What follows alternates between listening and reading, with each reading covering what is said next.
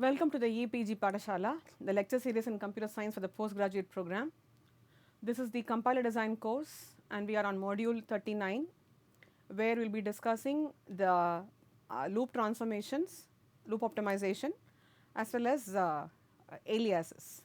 To understand the additional loop optimization, which is in addition to what was discussed in the earlier module, and to understand to deal with aliases in the context of pointers and assignments involving pointers. So, the previous module discussed loop invariant computation as well as code motion. So, we have to be ensuring that code motion does not result in illegal code motion, should be a valid one, and in continuation with that we will discuss what is called as the induction variable elimination.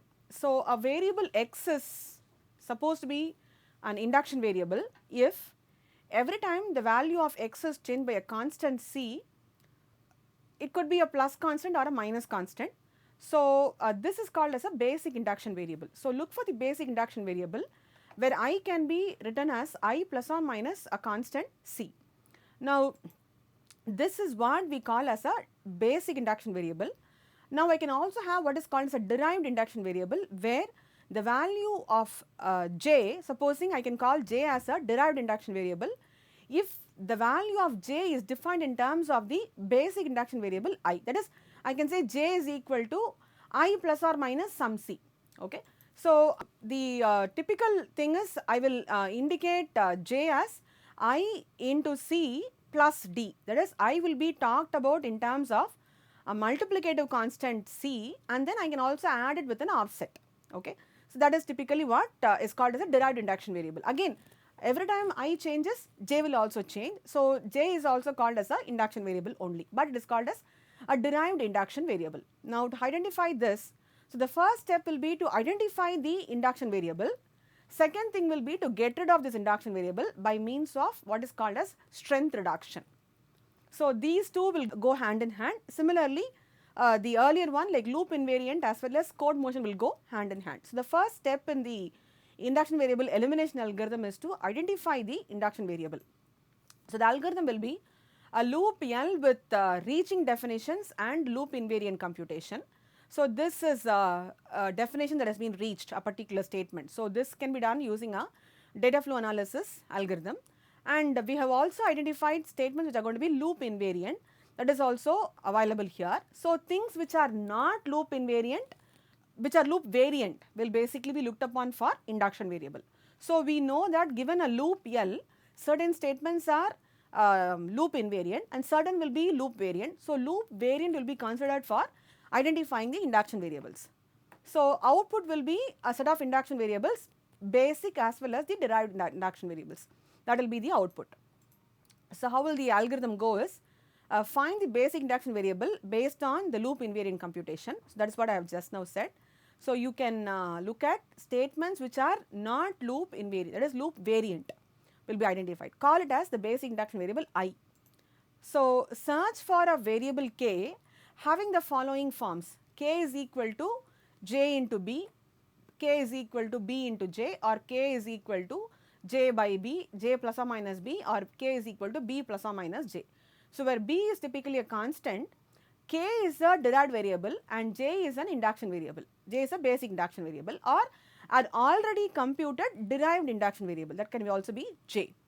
So, after identifying that, you can compute or you write the triple for k as j comma b comma 0. Now, why is it j comma b comma 0 is, if you could see, I am looking at j, k is equal to j into b, right, or b into j or j by b. So, I can express k in terms of j and b and there is an offset of 0 here, that is what we call it, and compute the triple and accumulate to the list of all the induction variables. This is what we do, and modify them to use additions or subtractions as against multiplication or division. After doing this, we can replace the costlier operation by cheaper one and vice versa. So, that is normally called as strength reduction. So, you have to first identify induction variables, be it basic or derived. Now, after identifying induction variables, the next thing which we normally perform is called as strength reduction. Now, strength reduction is Input will be a loop L with reaching definitions and induction variable computed, and the output will be again a revised loop. So, here for each induction variable I in turn, for every induction variable j in the family of I with a triple I comma c comma d. So, this is j's representation where j is equal to I into c plus d. So, you for everything you have to do this. Create a new variable s, replace the assignment to j by j is equal to s. So, wherever RHS is there, you replace that as j is equal to s, and immediately after the assignment I is equal to I plus n, append s is equal to s plus c into n. So, whatever was done here, I am simply copying it with respect to this, because j is equal to I into c plus d. I am repeating the same thing here, but I am replacing j with s. Okay. After that, place s in the family of I with a triple I comma c comma d, and s is initialized to c into I plus d. That is, s is equal to c into I and s is equal to s plus d. So, whatever was done here, I am breaking this into two components where I can call the c into n as one particular value and then adding that with s. So, s is equal to c into n, that is what I am calling it as c into I here, and s is equal to s plus d. Now, this is the c into I can basically be moved elsewhere, so that I can simply increment this with only in terms of s itself. Okay. So, that is the algorithm, and now this is what we have already known as the quicksort algorithm, which we have considered for optimization.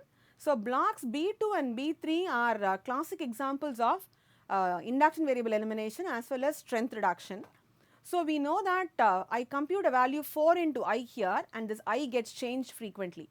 Similarly, I compute a value called as 4 into j here, where this value of j also gets changed frequently. So, j is a induction variable here and I is an induction variable here. Now, T2 and T4 are also derived induction variables, which is based on I and j respectively. So, I have to get rid of them, that is what we are trying to aim at. Now, B2 and B3 are inner loops. Okay. So, the induction variable is B3 is j and T4 is defined as j comma 4 comma 0. Similarly, for B2 it is I and T4 is defined in terms of I comma 4 comma 0. So, if, for B2 you create a variable called as T2. So, T4 is equal to 4 into j is replaced with T4 is equal to S4. This is what we do, and insert the assignment S4 is equal to S4 minus 4 after j is equal to j minus 1. This is the algorithmic step. So, we compute S4 is equal to S4 minus 4 and it is inserted after j is equal to j minus 1. So, here after this statement I insert S4 is equal to S4 minus 4 and I replace T4 is equal to S4 here. Okay. And then what do we do here? Similarly, for I is equal to I plus 1, I create a new variable called as S2 and I call this as S2 is equal to S2 plus 4 and T2 is equal to S2. Now, not only that, I have basically, now what happens is these two statements S2 is equal to 4 into I and S4 is equal to 4 into j need not be computed here, they become loop invariant. So, I have to basically move this outside this particular block. So, S2 and S4 are basically moved outside it. So, I have also reduced strength here, where I have replaced multiplication with addition here. Okay. At this particular point, I need not use I at all, because I is not being used at all. Therefore, I becomes a dead code and here j becomes a dead code. So, in the process of removing induction variable and performing strength reduction, you might end up in a dead code as well. So, dead code has to be also eliminated. So, the next one will be elimination of induction variable. After this is the strength reduction step. Now, my job here is to eliminate this induction variable I and j respectively. So, for that the next algorithm is a loop L with reaching definition information, loop invariant computation and live variable information. So, the live variable information is required because I and j is going to be used later or not, we should know. Okay. So, output will be a revised loop. So, algorithm is take some induction variable j in I's family with I comma c comma d and modify each test that I appears in to use j instead. C is positive. So, for example, if I relop x go to b is available, you convert this into r is equal to c into x, R is equal to R plus D, and then convert this to if J rel of R go to B. So, you can basically convert this also. Now, supposing I have two variables I1 and I2, both are induction. So, for that you compute two new variables as well called as J1 comma J2, and then you delete the assignments to the eliminated induction variables from the loop L. So, simply delete it. Consider every new statement J is equal to S and verify that no assignment to S between the introduced statement and the use of J has got this value defined. So, replace all uses of J by uses of S and delete J is equal to S. This is what we have to do. So, here I have got rid of I is equal to I plus 1. I have also got rid of J is equal to J minus 1 here, and finally I have replaced, we had a T4 is equal to S4 here, right. So, that T4 is equal to S4 is of no use. So, I can rename that, or I can rename S2 by T2 itself and S4 by T4 itself. Now, what is missing is we had an I greater than or equal to J check here, okay. That can be very well compared with S2 and S4 itself, because S2 and S4 is now going to be doing the job of the induction part. So, I keep doing that and then come out of it. So, this is what we have to look at. Now, on to so loop optimization involves loop invariant computation that results in called as code motion, and then you identify the induction variables, perform strength reduction of the induction variables if it is possible, and that will result in unnecessary statements. So, you may have to eliminate the already existing induction variables. So, that is what we have discussed so far. Now, on to the next one, which is dealing with aliases. Okay. If two or more expressions denote the same memory address, we say that the expressions are aliases of one another. Okay. Presence of pointers makes data flow analysis more complex because they will result in alias statement, and a pointer P can point to some statement. It is to assume that an indirect assignment through a pointer can potentially change any variable. So, I can say I can define a pointer and then change the value of the variable using the pointer basically. So, that is also possible. So, that is an indirect assignment can basically change the value of a variable. So, you have to look at that concept and ensure that aliases does not change, or at least make sure that the aliases exist, and we have to be watching on those aliases for a potential change of your actual variable's content. So, consider a language having preliminary data types, and if pointer P points to a primitive data element, then any arithmetic operation on P produces a value that may be an integer. Okay. So, if P points to an array, addition or subtraction leads to P somewhere in the array, that is P plus 1 or P minus 1, puts the variable P again in the array, and if P points to other array, then the impact of this would have to be dealt by the optimizing compiler. So, if P points to one array, it is okay. If P points to some other array also, that has to be also dealt with. Sometimes it might even go out of memory area where you are trying to access a position which is not in your hands. So, effects of pointer assignments are the variables that could possibly be used as pointers are those declared to be pointers, and temporaries that receive a value is a pointer plus or minus a constant. So, a pointer can point to, these are the possibilities, if there is an assignment S, assignment S, a statement number, P colon equal to address of A, then immediately after S, P points only to A. Okay, after this statement, P points only to A. If A is an array, then P can point only to A. After assignment of the form, P is equal to ampersand A plus or minus C, where address of A typically corresponds to address of the first element basically. Okay, we normally, I am not looking at it from a syntax perspective. This is simply A plus or minus C. So, address of A of 0 is what we refer here as address of A.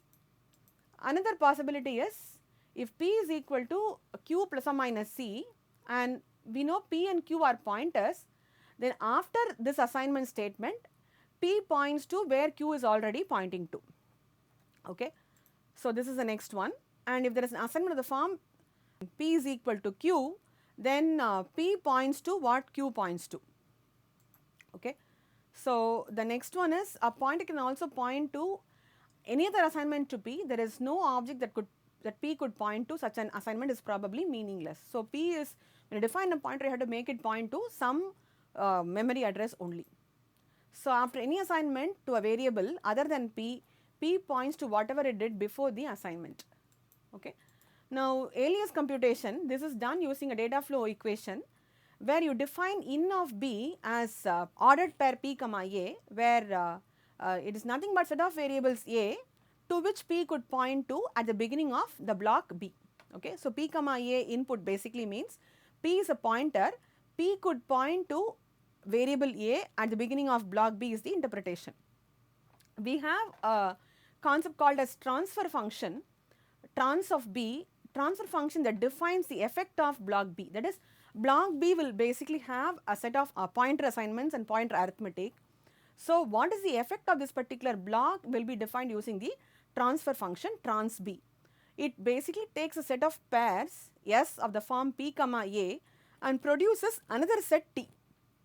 So t could be union, intersection, or it could be a change, subtraction, whatever is possible, depending upon what gets created within a particular block b. Okay. Now the next one is trans b is computed for every statement, and trans b is the union of all the trans statements S. Okay.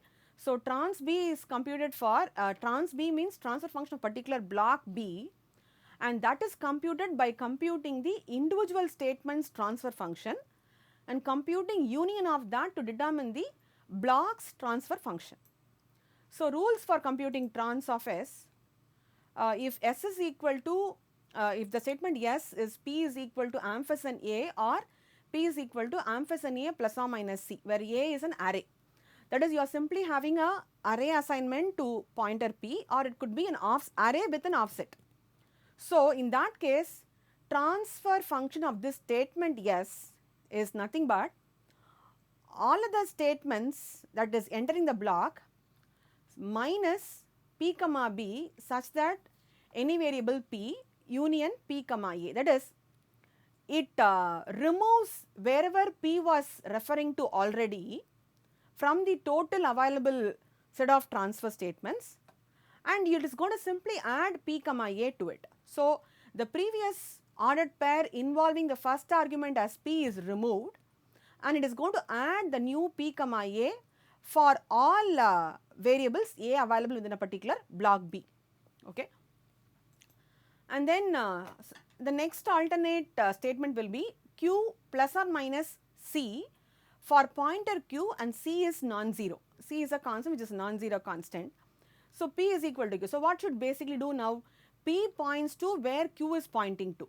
So again here I should remove all the earlier assignments of p, okay, and then include the assignments of p comma b such that q comma b is already there, because p points to where q is already pointing to. So here it says S minus p comma b such that b is any variable. So it removes all those and then adds p comma b such that q comma b is an S and b is any variable. So this is basically indicating that p points to where q is already pointing to. The next one is if statement S p is equal to q, this is exactly similar to the previous one only. S minus p comma b such that any variable b union p comma b such that q comma b is in S, either with the offset or not. I am simply looking at this as a ordered pair representation only. Therefore, p points to wherever q is pointing to already. So this second statement and the statement here, the first one are exactly same. The fourth one is if S assigns to a pointer p another expression, then you simply have to add that expression alone to the set and delete the previous assignment of p. And if S is not an assignment of the assignment to a pointer, then transfer function of S is equal to simply S. So it is not a pointer means you simply add it. So this is basically done as far as the first statement is concerned. First block's first statement is basically concerned. So this is what, so these 5 rules are used for deriving data flow equation, and we define in and out of all the blocks as follows. So out of B is equal to trans B of in of B, and in of B is equal to union of all the out of P where P is a predecessor block, and trans of S is defined as trans Sk of trans Sk minus 1 of trans Sk. That is, you keep on accumulating. So, you first compute the inner statements transfer function, use that to compute this, use that to compute this, and so on. So, consider this particular example where we have 5 basic blocks, and the first block is q is equal to address of C. So, this is the first criteria, the first condition.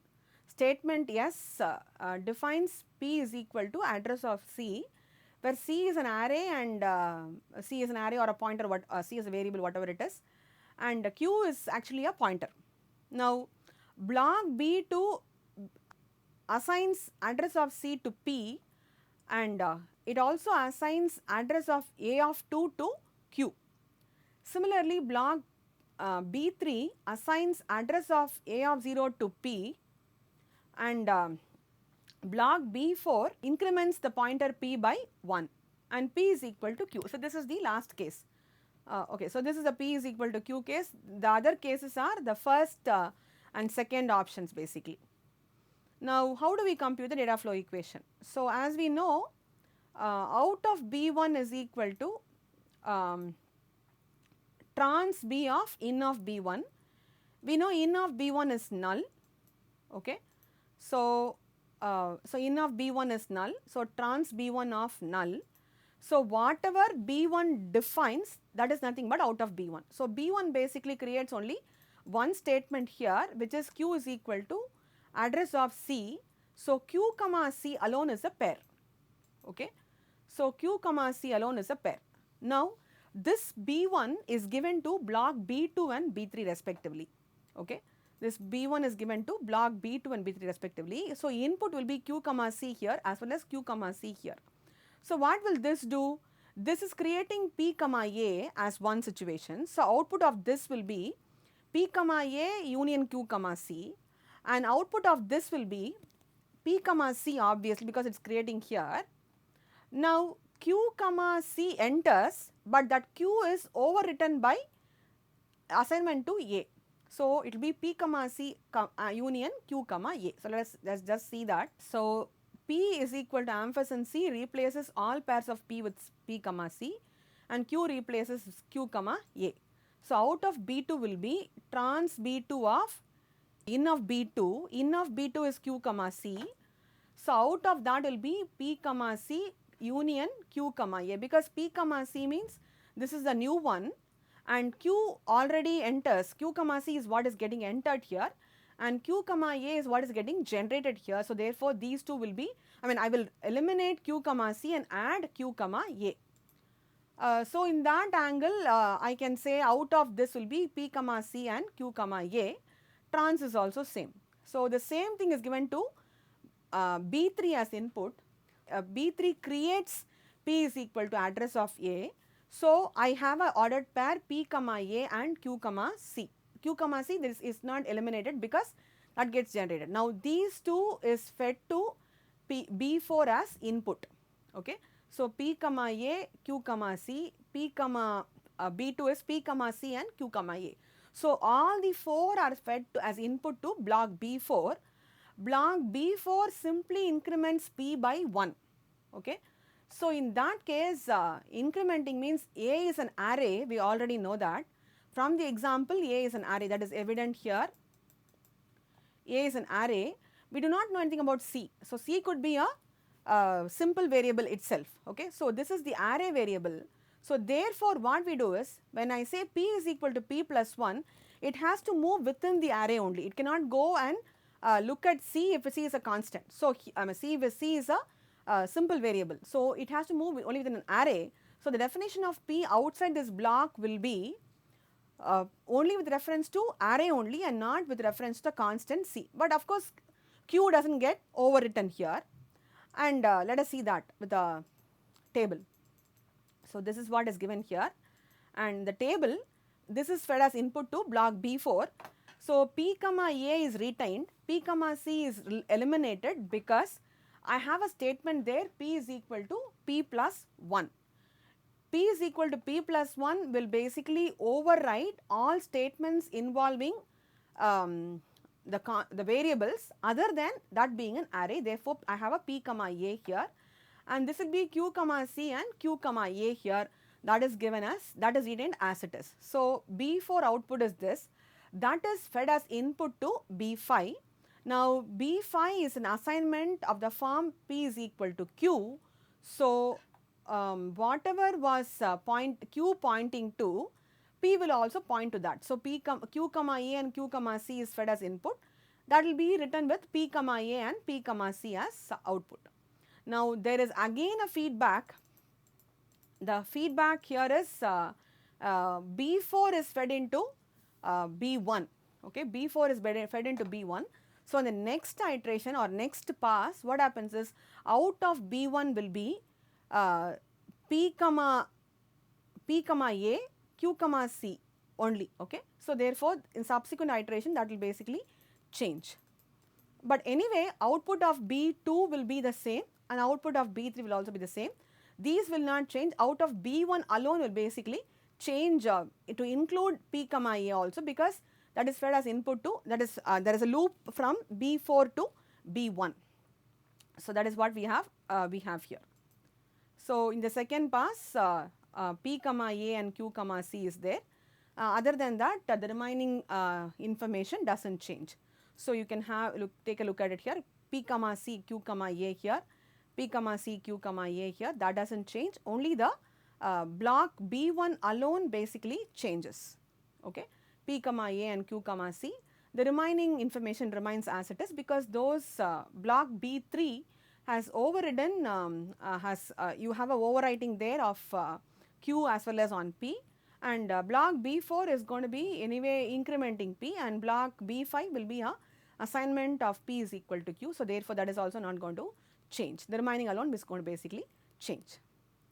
So, in the second pass and the third pass there is no change at all, therefore, this is the final result of my computation. Now, what do we do with this? How do we interpret this information? So, P comma A, Q comma C, P comma C and Q comma A. So, A is an array and P is a pointer. So, P and A are aliases, Q comma C are aliases, P comma C is also alias, Q comma A is also an alias. So, that is the result outside the block B5. So, when you are going to change the value of A or C, you have to ensure that you could change it either through P or through A. If you change it through P, okay, this will also basically change, that should basically be taken care. Care should be taken such that it is not writing at multiple scenarios which it is not supposed to write. So, you can use A to manipulate with the array. P can also be used, but P comma C is also an alias. So, it might also change the value of that at the output of block B5. So, you have to be careful on that. So, this is basically used for live variable analysis, for dead variable analysis as well as dead code identification, and reaching definitions can also be use this for computing which variable is going to be defined and which variable will be defined at a particular point in your data flow equation. So, to summarize this module, we have looked at loop optimization, and we have looked at dealing with aliases and its impact on reaching definitions or live variable and dead variable analysis. Thank you.